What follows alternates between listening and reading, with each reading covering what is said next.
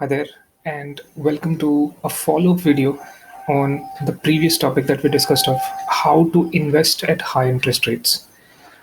This follow up talks about how I select a good long duration bond fund, and there is a very short process that I go through to assess risks of these funds and select a quick fund for myself.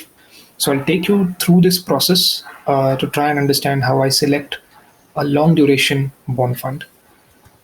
A quick understanding of what we'll discuss today is one, the recap of the investment logic, that why and how do we handle high interest rate scenarios, what are long duration bond funds, websites that I use to filter the fund list, what are the different types of long duration bond funds. There are broadly only two, which kind of define the risk as either slightly on the lower side or on the medium or a moderate risk category.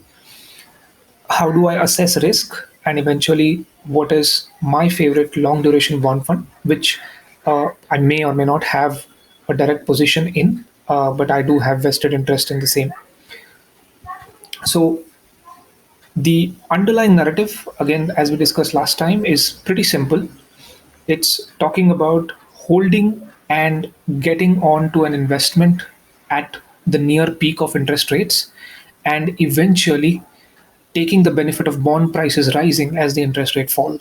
So with that simple logic and understanding, the whole strategy of investing in a long duration bond fund is defined for me.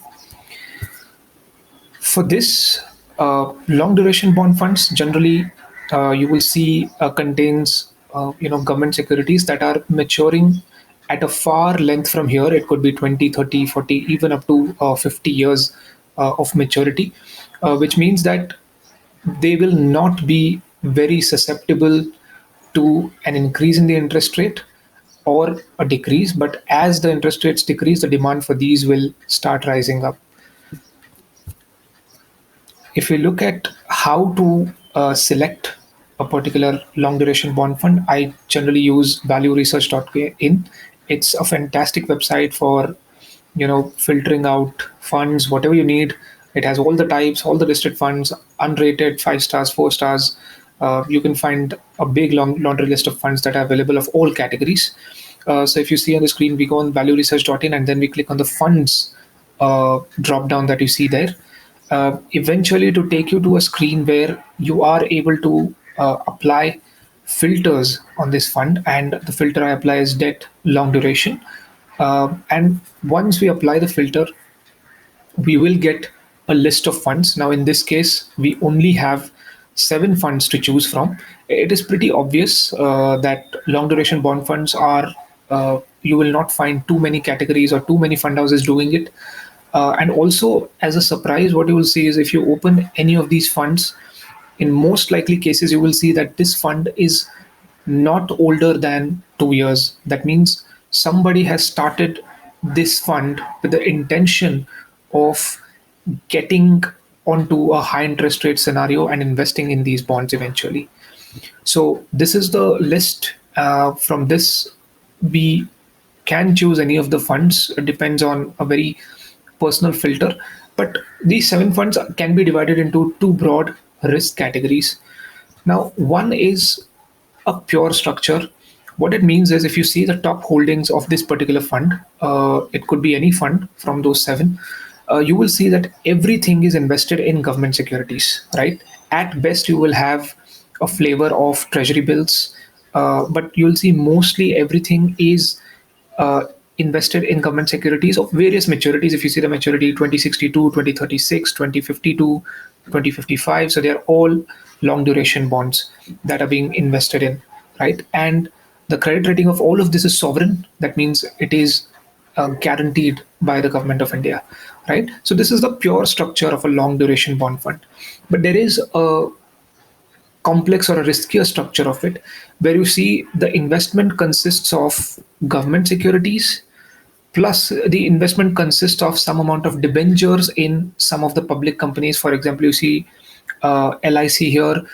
Some of the states are also providing these bonds, so you'll see investment in state bonds. Now, the central government bonds and the state floated bonds, there is some bit of higher risk on the state floated bonds, because those bonds generally get deployed in various infrastructure projects which are quite long duration. Again, they are guaranteed, but they're slightly more risky than the pure structure of the long term bond fund. So that's pretty much the bifurcation into. Now, if we look at the list of seven, my favorite long duration bond fund is SBI long duration. For two things. One, I am, like I said, I am very very risk averse in cases where I understand that there is a risk, and I generally take the path of no risk. I do not engage in instruments that are if there is an option which is less risky but provides pretty much the same returns, why not, right?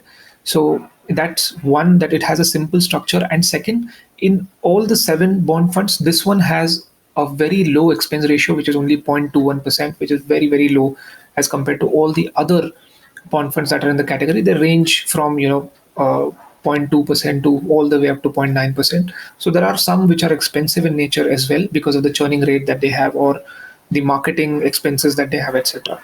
But SBI long duration fits the bill for my case, and that's something that I have looked at from a very non-risk angle, but the same return angle, right? So with that, I think I've covered everything I had to.